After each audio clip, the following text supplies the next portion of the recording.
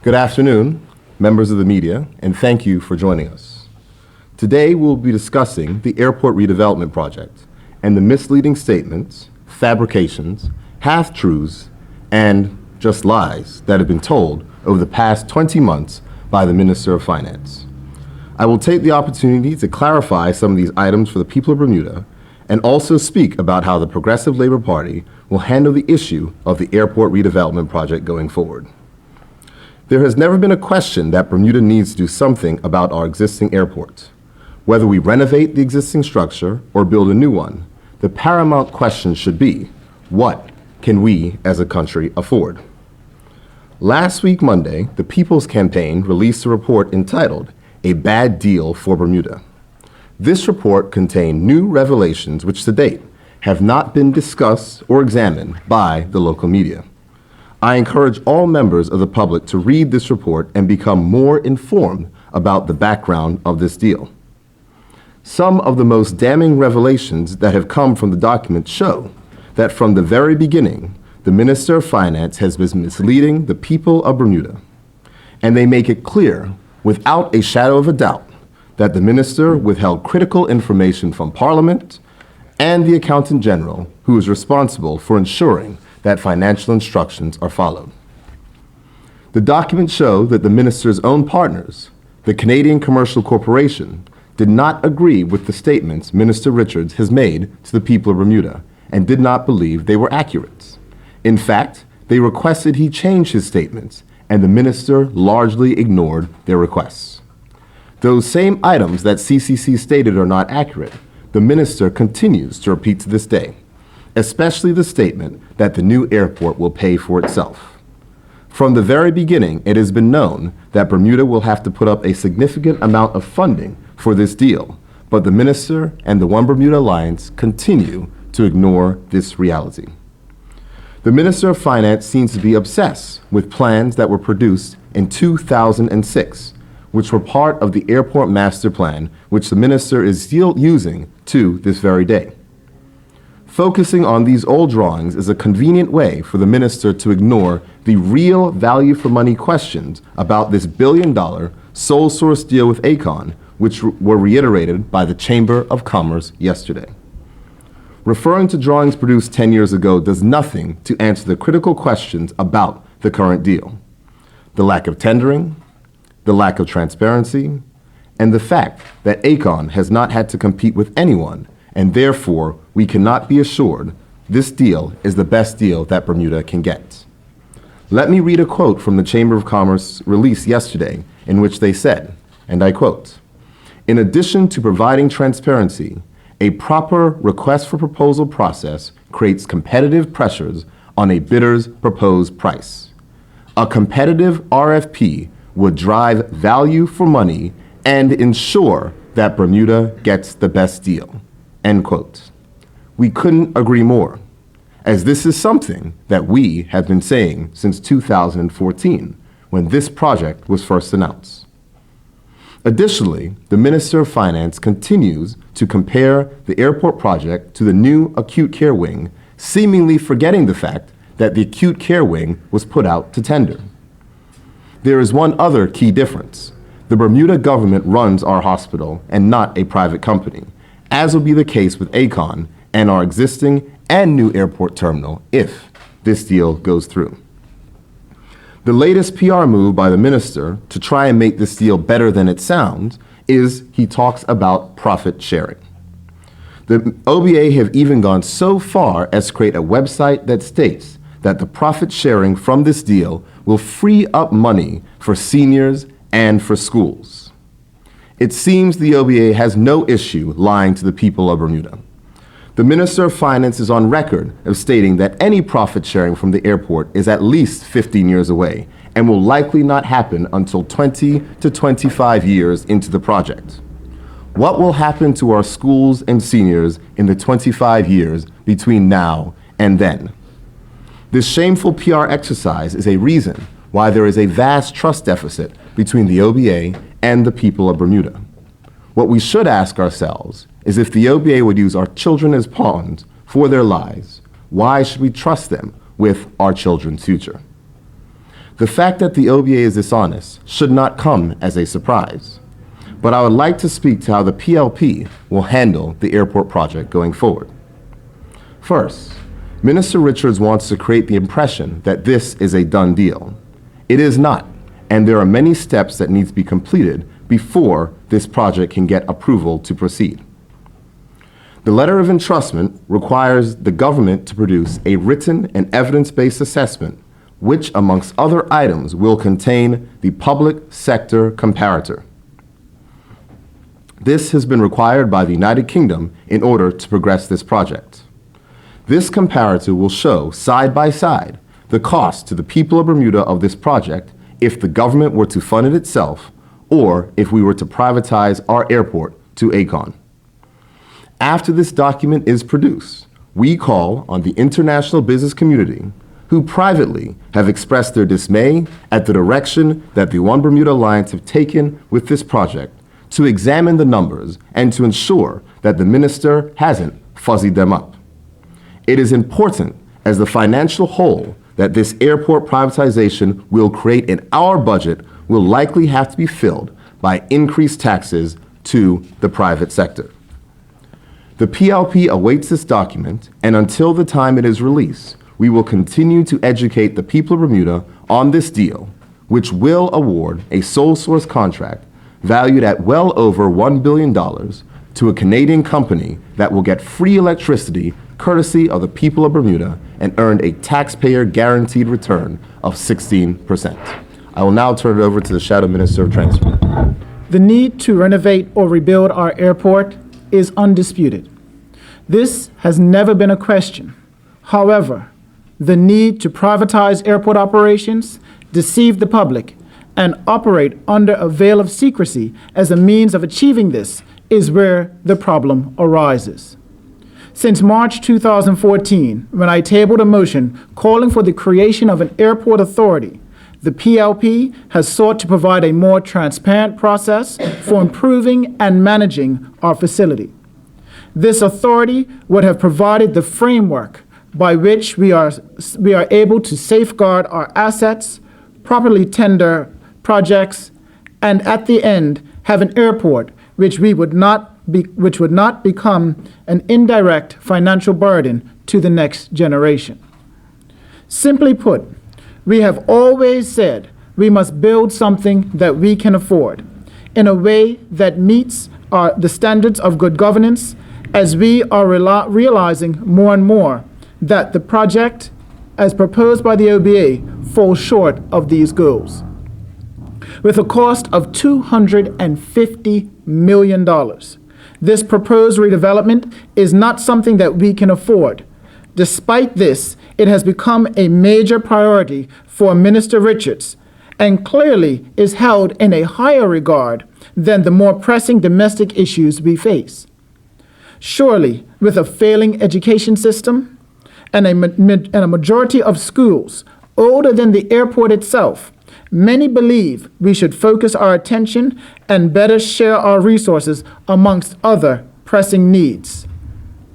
The constant dismissal of concerns and the line that we do not know what we're doing or what we're talking about being used by the OBA and Minister Richards has become ineffective. And the people of Bermuda are now becoming more and more aware of the facts that the documents from the Canadian government prove we have been and have always been spot on all along. If you are against this deal, like the majority of the population, I am here to tell you what is coming down the pipeline. This is nowhere near a done deal. The government still faces a few major hurdles. One which my colleague has already discussed, and the second, which is a legislative matter.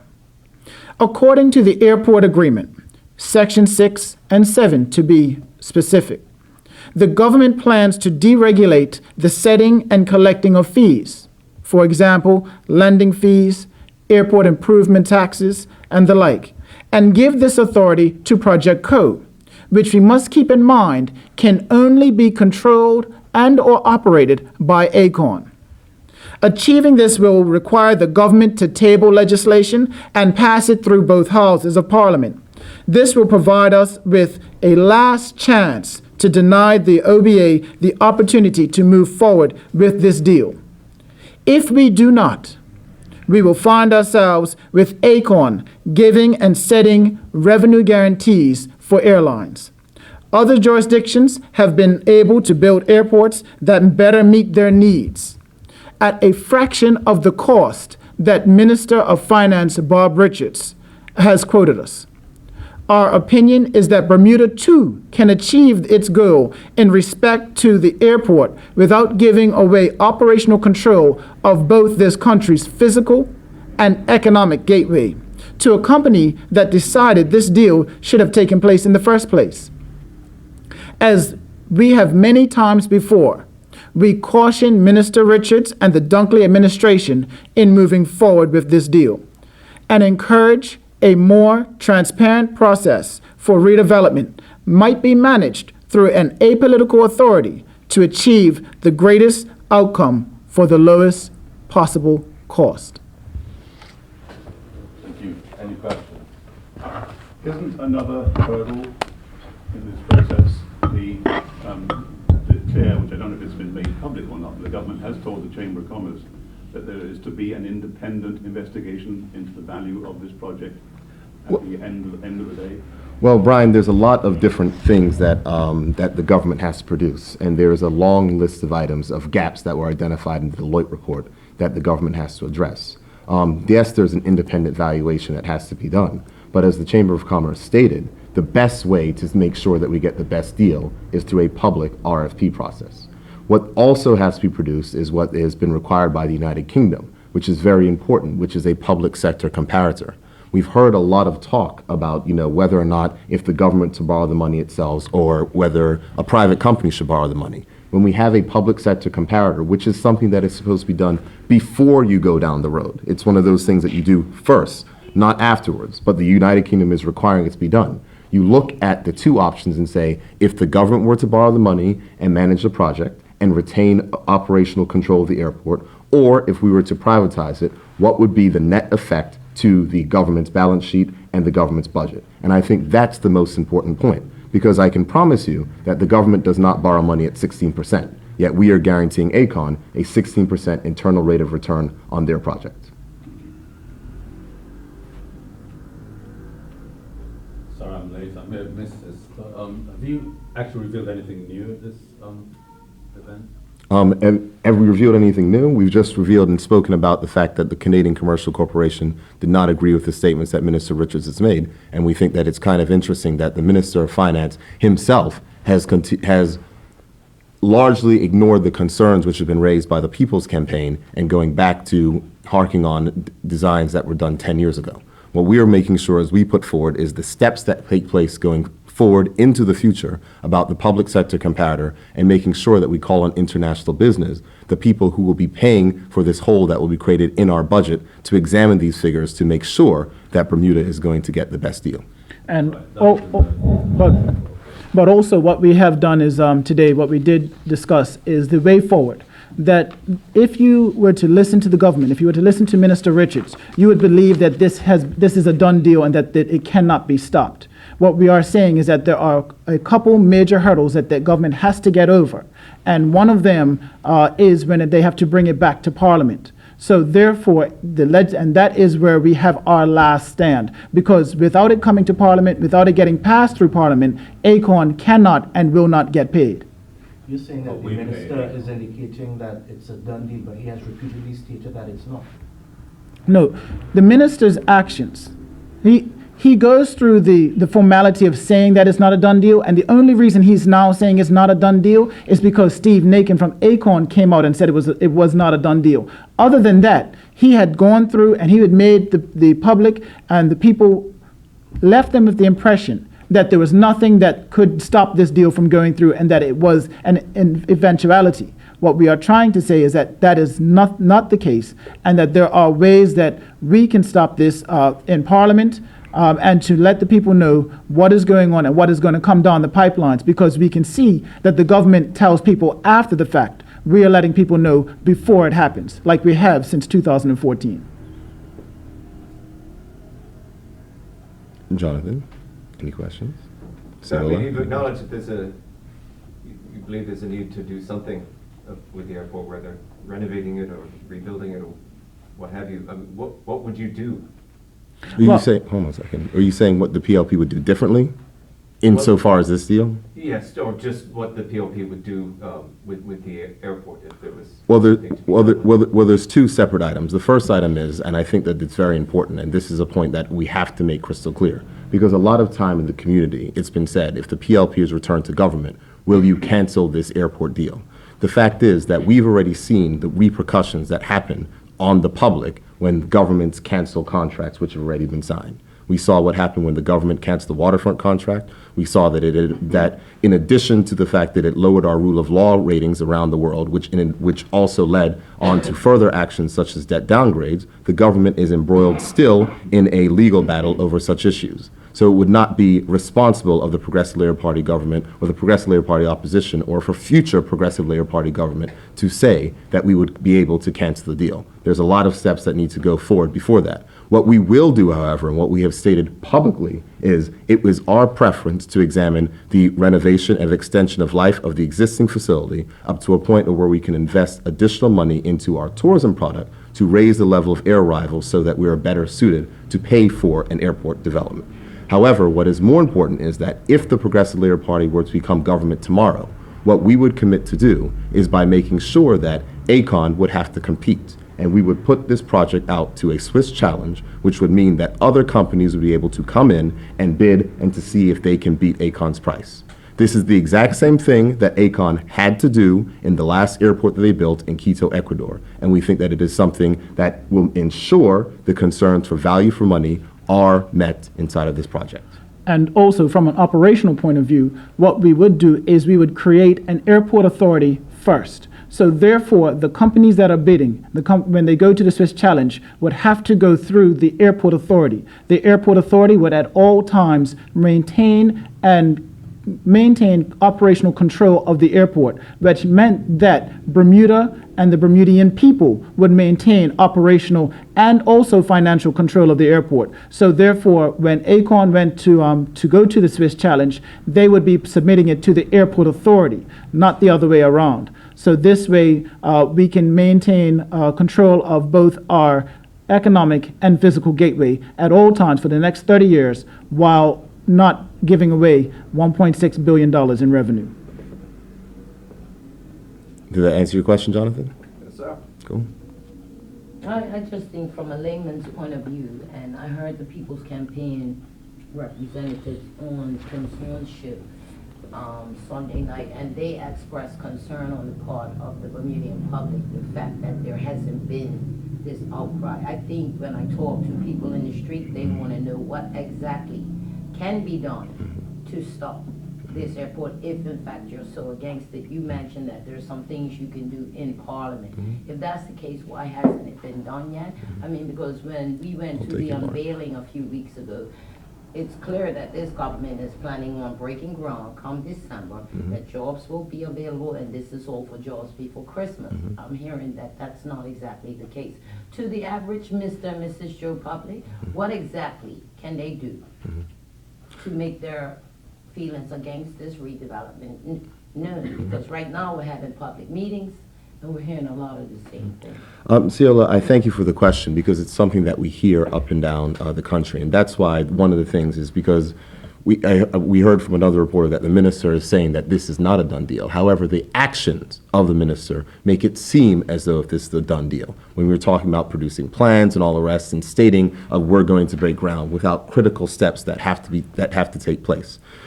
What the public can do is that we have to make sure that we follow and enjoy the democratic process. And that means making sure that the members of parliament who represent you in your areas, knowing that an election is coming up, are clear as to where you stand in regards to this airport development project and this airport development deal. There are members of parliament from the One Bermuda Alliance who now do not control the majority of parliament who will have to face a question. The question is whether or not they want to vote for an airport deal, which will give free electricity and a guaranteed 16% taxpayer guaranteed return to a company, or face their voters when making that decision. And that's what they have to ask. They have to ask themselves whether or not loyalty to Minister Bob Richards is more important than representing the views of their constituents that they have to face in an election next year.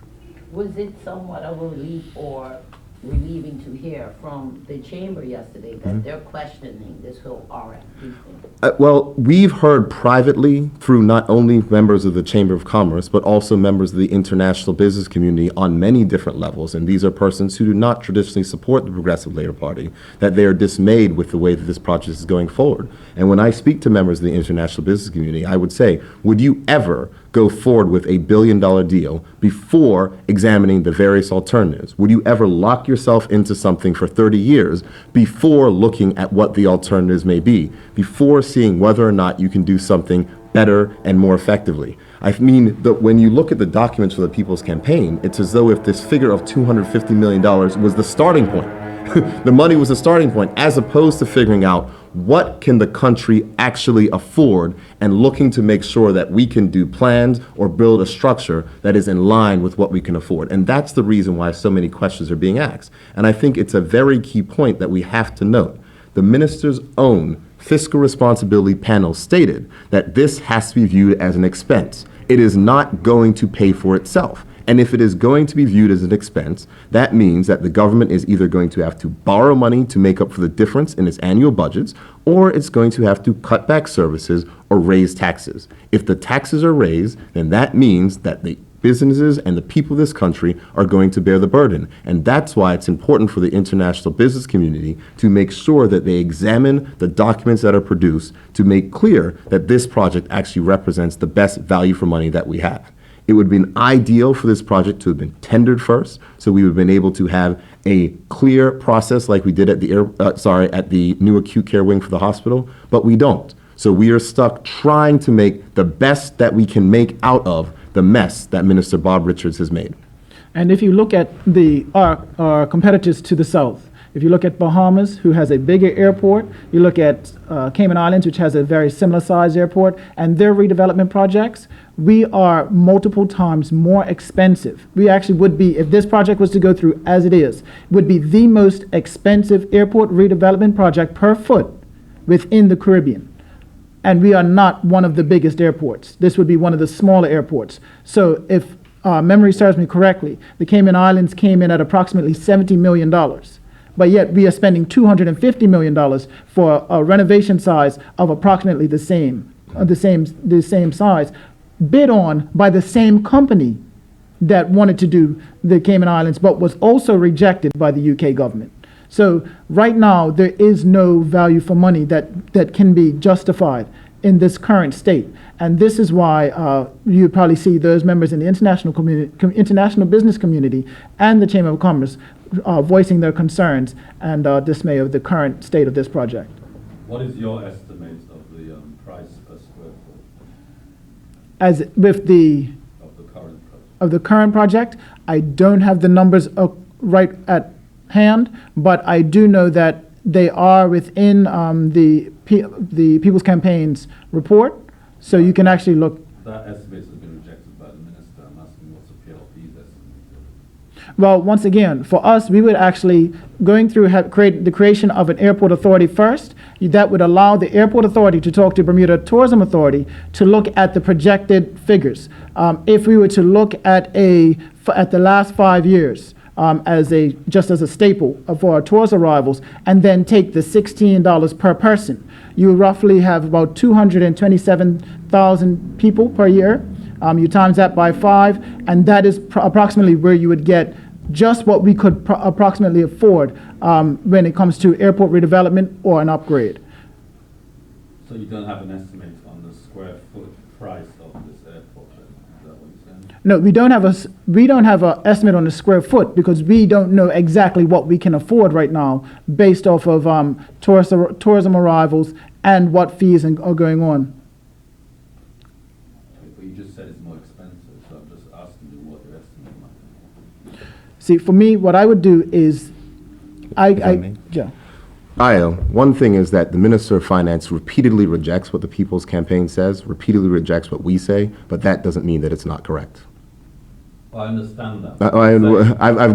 I understand where you're coming from your perspective. What I would say is that from the square footage size of the current airport and the estimated price tag for the development, when it breaks down to that amount for square foot, you know, he might say, oh, aprons this, aprons that, all the rest. The fact of the matter is, it's the total square footage of the building, and that's the total price of what it is. And when compared against other airports, it is more expensive.